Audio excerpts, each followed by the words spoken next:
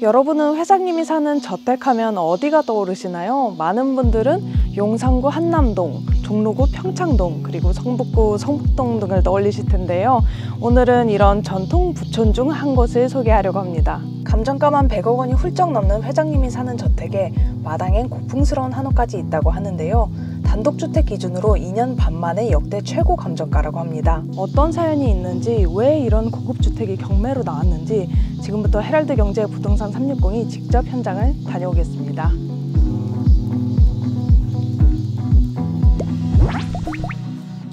저는 지금 종로구 평창동 경매물건 앞에 나와 있습니다. 이곳은 상명대학교 서측, 북한산 남측 인근에 위치해 있고요.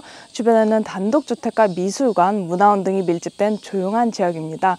그럼 지금부터 경매 유찰이 반복된 이유와 이곳의 입지, 특징, 그리고 권리관계 등을 두루 살펴보도록 하겠습니다. 아무래도 단독주택이 밀집해 있는 부촌이다 보니 서울 중심지와는 거리가 있고 지하철 이용도 불편한 편입니다. 버스 정류장은 있지만 가장 가까운 지하철역인 3호선 경복궁역까지 차량으로 15분 이상 이동해야 합니다.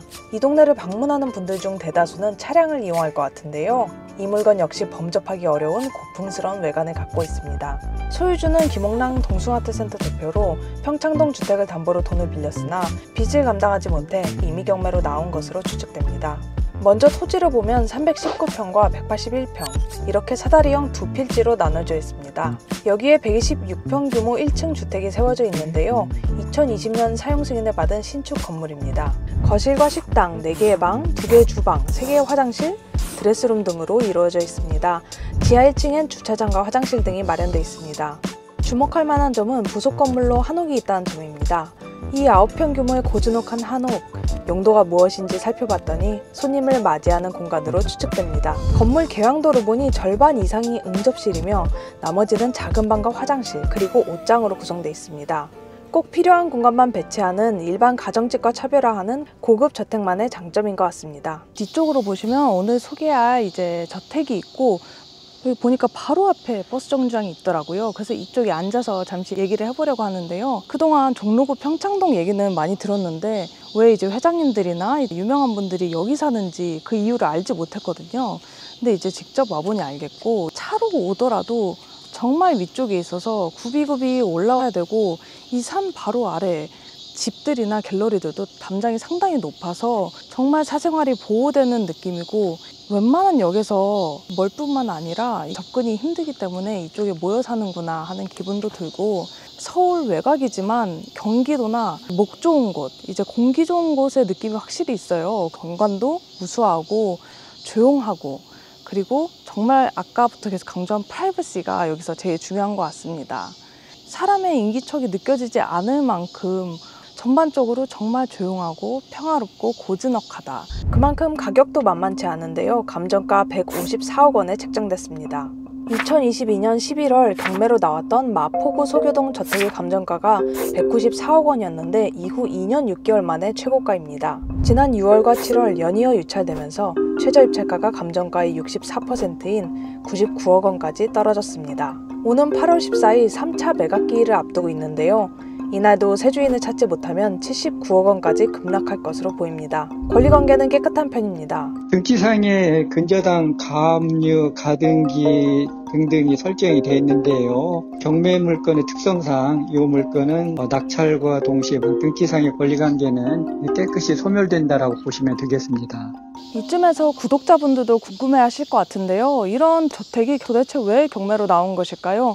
표면적인 이유만 살펴보면 채무기간의 빚을 감당하지 못해서 경매로 나온 것으로 추측되지만 그 속내를 뜯어보면 사실은 회사의 재정 악화와 관련된 것으로 보입니다. 소유주인 김옥랑 대표는 1989년 국내 최초의 민간 복합문화 공간인 동숭아트센터를 설립한 문화예술계 원로입니다. 이 공간을 임대해 공연장이나 박물관, 아트샵 등 전시교육시설로 활용하며 사업을 꾸려갔는데요. 수익성이 악화되면서 매년 영업 손실을 기록했습니다. 결국 김 대표는 2016년 동숭아트센터를 서울문화재단에 495억 원에 매각했고, 2020년 부동산 호황기가 오면서 또 다른 돌파구를 모색한 것으로 보입니다. 종로구 명륜동 일대 부지에 최고 7층 50가구 규모 도시형 생활주택을 개발하는 사업에 뛰어들었습니다.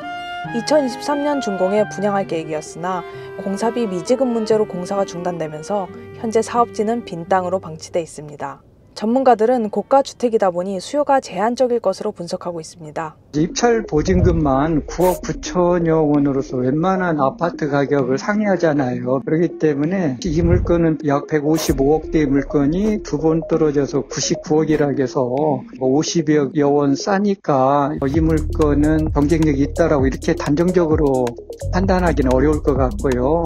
즉 투자 목적으로 접근은 제한을 받을 것 같고 결국 평창동에 실제 거주하고자 하시는 분들, 실수요자 위주로 아마 이 물건에 참여는 제한이 될 것 같습니다. 이번 차수에 낙찰 혹은 유찰될 가능성은 반반이라고 보고 있는데요. 서울의 대표적인 고급 단독주택가라고 하면 종로구 평창동, 그다음에 성북구 성북동, 그리고 용산과 한남동을 들 수 있잖아요. 한남동 같은 경우는 이제 재벌들이 주로 주택가를 포진하고 있어서 여기는 잘 나오지 않고 나오면 낙찰은 되는 것 같아요. 100억대 내외에서. 근데 종로구 평창동에서 이렇게 고가 100억대 물건이 나오는 건 흔치 않고 그리고 또 요즘 경기를 감안해야 되는데요. 그래서 저는 현재 150억대의 물건이 99억 떨어져서 다른 때 같으면은 평창동 지역에 실거주하시는 분들이 참여할 수도 있는데 지금 현재 워낙 거시경제들이 안 좋고 실물경기가 안 좋다 보니까 이번에도 낙찰과 유찰의 가능성은 반반이지 않을까 이런 생각도 해봅니다. 이처럼 오늘 소개한 주택은 감정가도 최저 유찰가도 만만치 않은 만큼 경매 참여가 제한적일 것으로 보입니다. 이 때문에 하나의 경매 사례로 참고하면 좋을 것 같은데요. 헤럴드 경제 부동산 360은 다음에도 유익한 영상으로 돌아오겠습니다. 감사합니다.